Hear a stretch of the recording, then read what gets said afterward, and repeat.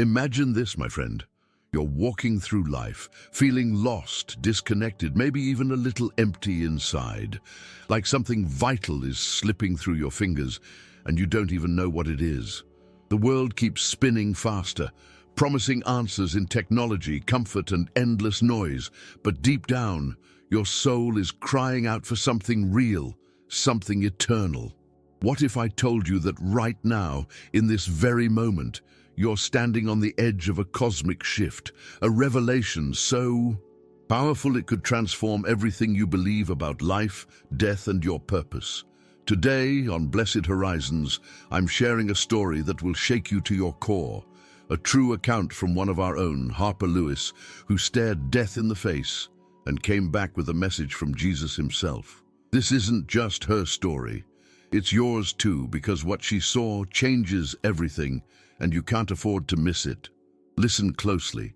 Harper's journey reveals a hidden truth about 2025, a turning point that ends a 26,000-year cycle and thrusts humanity into a spiritual battle you're already part of, whether you realize it or not. Stay with me until the end, because I'm going to show you how to stand firm in faith when the world tries to pull you under. Oh, and before we dive in, did you know most people watching Blessed Horizons aren't subscribed yet? If you're one of them, hit that subscribe button right now. You don't want to miss what's coming next on this channel, revelations that could light up your spirit like never before. Let's step into this sacred journey together. Picture this, my dear friend. It's a crisp evening, February 21st, 2025, and Harper Lewis is winding down after a long day. As a gifted astrologer, she's spent hours guiding souls through the stars, but lately, something's been tugging at her spirit. A heaviness she can't explain, like the universe itself is whispering secrets she's not yet ready to hear. She sips her tea, shuts her laptop, and decides to drive to a friend's house just 15 minutes down a road she knows like the back of her hand. But tonight, the air feels thick, the sky a deep velvet pierced by stars that shimmer with an almost eerie urgency. Harper senses it. Something's different. Something's coming. Then, in an instant, everything changes. A truck barrels into her lane, headlights blinding her like a Judgment Day spotlight. Metal screams, glass explodes, and her car spins into chaos. Her head slams against the window, and the world goes quiet, too quiet. Harper feels her breath slow, her heartbeat fading like a distant drum. The chill of the night seeps into her bones, and she knows this is it. No fear grips her, just a strange, holy stillness. She's slipping away, crossing a threshold most of us dread. But what happens next isn't the end. It's the beginning of a divine encounter that'll leave you wondering what's really waiting beyond this life. Let's follow her into that sacred silence, because what she finds there holds a mirror up to your own soul. Now, let's step into the stillness with Harper, my friend. As the paramedics swarm her wrecked car, their voices muffled like echoes in a dream, she feels herself drifting, slipping out of her broken body. Suddenly, she's above it all, looking down at the chaos, the twisted metal, the flashing lights, the frantic hands trying to pull her back. It's surreal, like she's a spectator to her own life. But then, a warmth wraps around her, gentle at first, then growing into a radiant light that swallows every shadow. This isn't some distant glow, it's alive, pulsing with love, drawing her upward. Harper knows she's leaving the earth behind, stepping into something vast and holy. Floating in this weightless space, she's cradled by a peace she's never known, a peace that Psalm 46:10 whispers about. Be still and know that I am God. That's what it feels like, doesn't it? A moment where every worry, every doubt just melts away. The wreckage below fades. The lights blur into nothingness, and all that's left is this living light, humming with a presence that feels like home. Harper's not afraid. Not even a flicker of fear touches her. Instead, she's alive in a way she never was before, wrapped in a love so deep it defies words.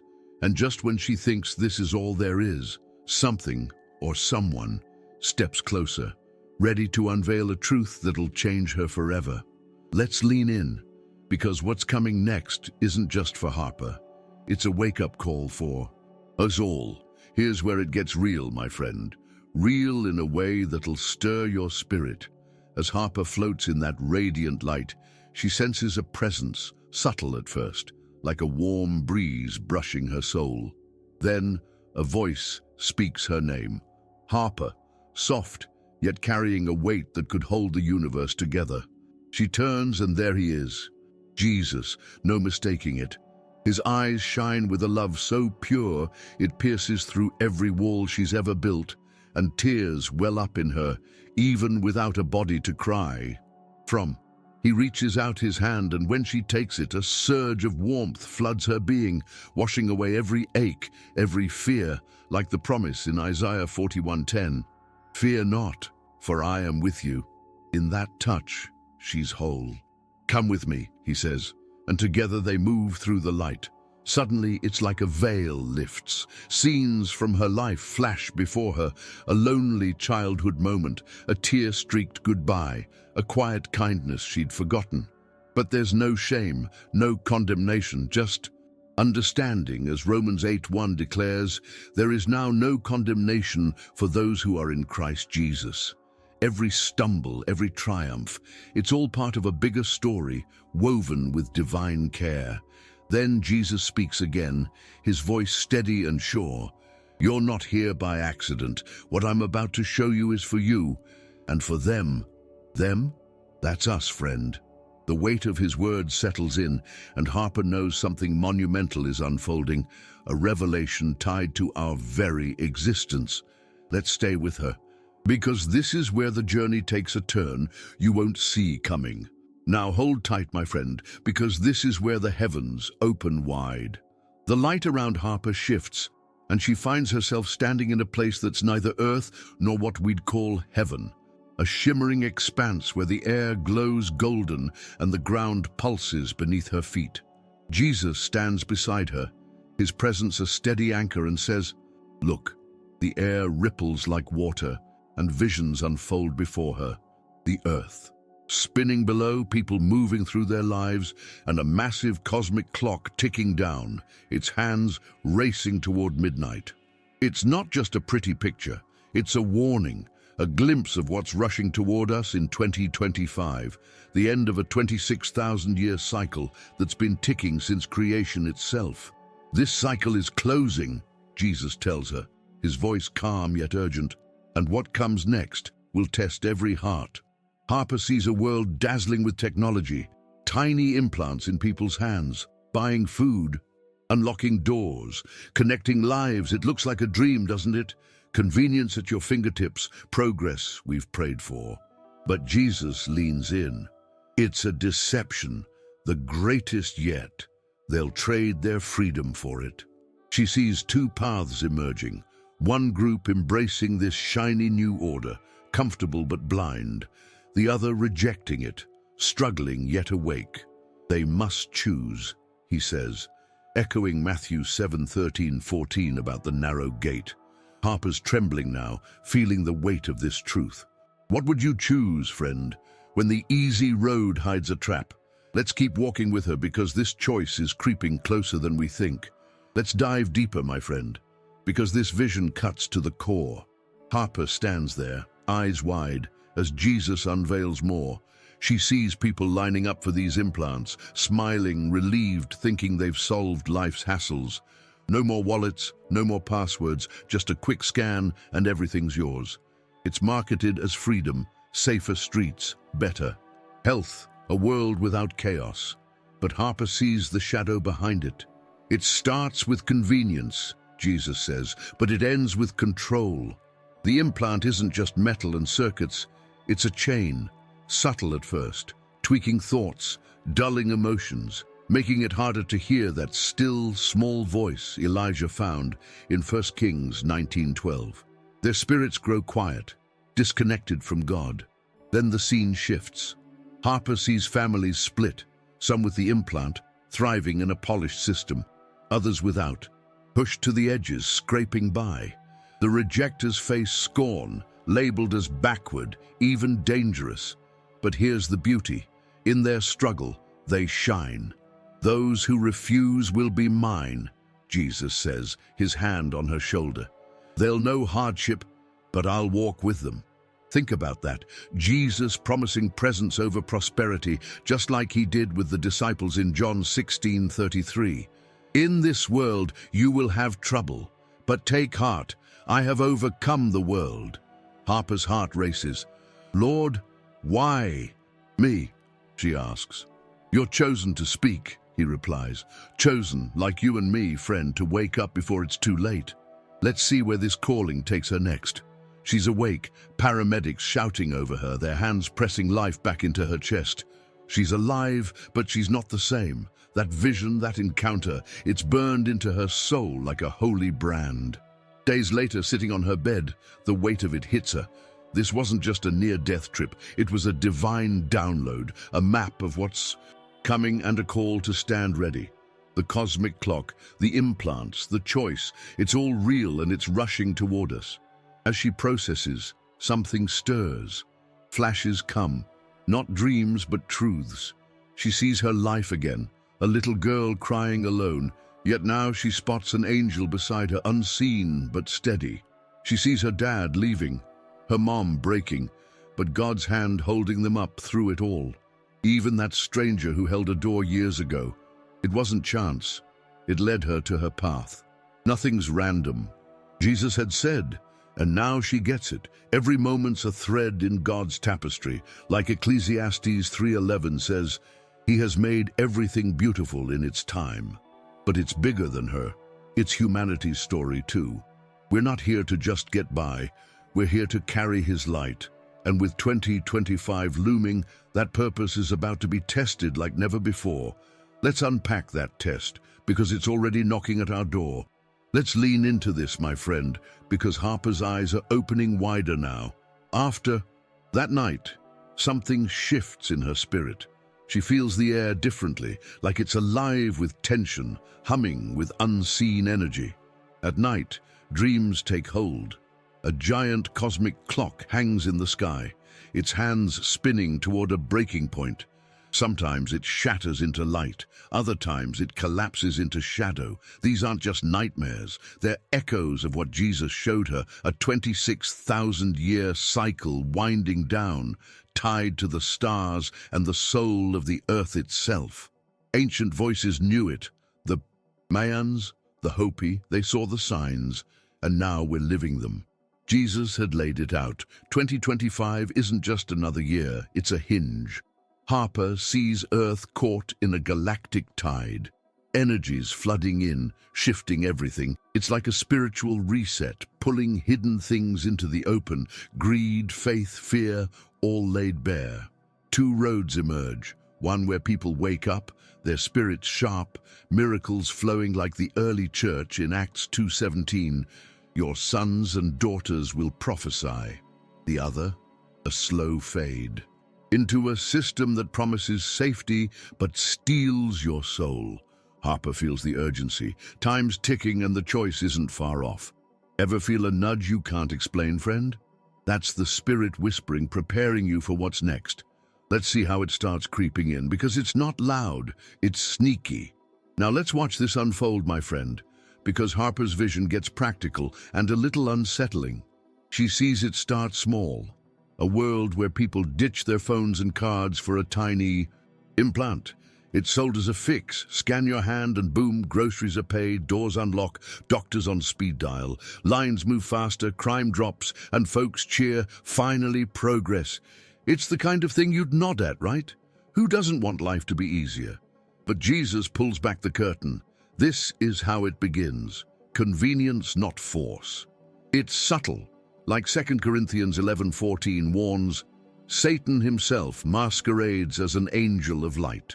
The enemy doesn't kick the door down. He hands you the key. Harper sees the shift deepen. Those implants aren't just tools. They're hooks. They tweak your mind, soften your edges, make prayer feel like a chore. People stop listening to that quiet voice inside. They lean on the system instead. Families change. One day they're laughing over dinner, the next they're staring blankly, guided by invisible prompts. Meanwhile, the holdouts, they're squeezed out. No scan, no service. It's not violent, it's polite exclusion. But here's the hope. Jesus says, "My people will see through it." Ever notice how the simplest choices, like forgiving a grudge or helping a stranger, feel harder in a rushed world? That's the test warming up, friend. Let's see how it splits us apart, because the divide's already starting. Let's step into the divide, my friend, because Harper's vision sharpens here. She sees two worlds forming, clear as day. On one side, the implanted thrive, everything smooth, orderly, almost too perfect. They scan their hands, smile for the cameras and live in a bubble where problems vanish. But Harper notices something. Their eyes are dim, their laughter's hollow. The implant's doing more than paying bills. It's rewiring them, dulling their spirit like a fog over Psalm 119 and 105. Your word is a lamp to my feet. Prayer fades, intuition dies, and God feels miles away. They're comfortable, sure, but they've traded their souls for it. Then there's the other side, those who say no. They're scrappy, pushed out, scraping by in a world that's turned its back. No fancy tech, no easy wins, but Harper sees light pouring from them, raw and real. They gather in quiet corners, praying, sharing what little they have, trusting Jesus' promise in Matthew 5:10. Blessed are those who are persecuted for righteousness' sake. They're not loud rebels, they're steady beacons. Ever feel out of place in a world obsessed with more, friend? That's your spirit resisting the pull. Harper's trembling as Jesus whispers, "The chosen ones will stand." Who are they? Let's find out, because you might be closer to them than you think. Now let's meet these chosen ones, my friend, because Harper's vision zooms in on them, and it's breathtaking. They're not who you'd expect. No capes, no spotlights. They're regular folks, a teacher sneaking prayers with her students, a farmer sharing his last loaf, a kid scribbling Bible verses in the dirt. But they're spirits, they're giants. Jesus shows Harper how they've been primed for this, souls woven, with ancient wisdom planted here for 2025's showdown. "Before I formed you in the womb, I knew you," he'd said in Jeremiah 1:5, and these ones live it. They feel the deception, see the trap, and say no, even when it costs them everything. In hidden rooms they gather, 5, maybe 10 at a time, praying with a fire that shakes the air. Harper sees miracles spill out, a sick woman healed, a meal stretched to feed a crowd, truth cutting through lies like a blade. They'll have no power in the world, Jesus says, but they'll wield mine. The enemy hates them, labels them troublemakers, shuts them down, but they don't flinch. Think about it, friend. Ever felt a quiet strength rise up when everything's against you? That's their secret, and maybe yours too. They're not fighting with fists, they're standing in faith. Let's see what they're up against, because the shadows are moving fast. Let's peer into the shadows now, my friend, because Harper's vision turns chilling. She sees dark figures, gliding through the world, not flesh but spirits, latching onto those with the implant. It's no sci-fi flick. It's a war, like Ephesians 6:12 lays out. We wrestle not against flesh and blood, but against spiritual forces of evil. The implant's a doorway, letting these shadows whisper into minds, feeding on fear and emptiness. At first it's quiet. People skip prayer, chase distractions, feel a little numb. Then it digs deeper. Empathy fades, right and wrong blur, and the system decides what's true. Churches shift too, big crowds, big screens, but no spirit, just echoes of Matthew 15:8. These people honor me with their lips, but their hearts are far from me. Meanwhile, the chosen ones face the heat. Harper sees attacks hit their minds, doubt, despair like arrows in the dark. But when they pray, the shadows scatter, their light unbreakable. Ever feel a weight you can't shake, friend? Then find peace on your knees. That's the battle they're winning. Jesus tells Harper, the enemy wants their souls, not just their lives. It's not about control, it's about cutting us off from God. But there's a flip side coming, a spark in the gloom. Let's catch that light, because it's growing even now. Now let's flip the coin, my friend, because Harper's vision isn't all darkness. There's a dawn breaking through. She sees it, people waking up, like scales falling from their eyes in Acts 9:18. Folks who never prayed start dreaming of light. Kids scribbling truths they shouldn't know. Teens ditching the system for something real. Miracles pop up, cuts heal overnight. A stranger's kindness turns a life around. It's messy, global, crossing every line, people uniting in quiet, powerful prayer. Jesus nods. This is my plan. The light grows as the dark deepens. Even some with implants feel it, a tug pulling them back to God, a chance to turn. Think about that, friend. Ever had a moment where you just knew something was off and faith kicked in? That's this awakening, spreading like wildfire. Harper sees it roll through homes, streets, hearts, ordinary people becoming extraordinary through trust. The choice is theirs, Jesus says, pointing to 2025's crossroads. One path's easy but empty, the other's tough but alive. You feel it too, don't you? That nudge to pick a side. Let's see how it all ties together, because Harper's got one last piece to share, and it's for you. Let's bring it home, my friend, because Harper's journey lands right at your feet. She's back now, breathing, living, but carrying a truth heavier than gold. That cosmic clock, it's ticking down to 2025, a spiritual fork in the road. She sees it clear. The implants coming, dressed up as progress, convenient, shiny, a must-have. Most will grab it, trading their spirit for a smoother ride. But the cost? A soul dulled, a heart cut off from God's whisper. The chosen ones, though, they'll stand firm, shining like Daniel in the lion's den, trusting Psalm 91:1. He who dwells in the shelter of the Most High will rest in the shadow of the Almighty. They'll face the squeeze, but they'll glow. Harper's message burns. Stay awake. Feel that pull to pray, to dig into scripture, to love deeper. It's your shield. Jesus showed her we're not pawns. We're players in a divine plan, every choice rippling out. Ever wonder why you're here right now? This is it. To choose light over ease, faith over fear. The awakening's here, friend, and it's calling you to rise. Let's wrap this up with a bang, because what you do next could change everything.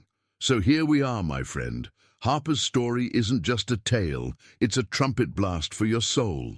2025's coming fast, a cosmic shift splitting the world in two.